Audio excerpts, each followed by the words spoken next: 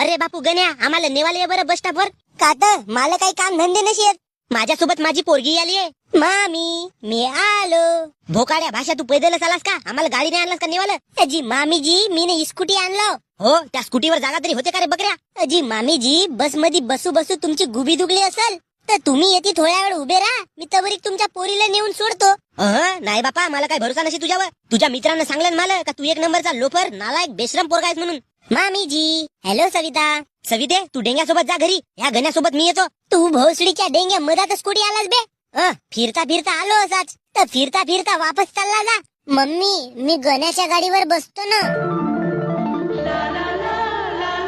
Darling Savita, लवकर बस. थूक लावून सीट साफ केलं मीनं. फक्त माझ्या सवितेसाठी. चमडीपणा सोड गण्या भाऊ. तू कोण शेटंजी होस बे मला सांगणारा? चला लवकर, मला भूकही लागली आहे. तर घरून जेवता नाही आला का जी तुम्हाला? इकडे फुकटचा हेपलाल भेट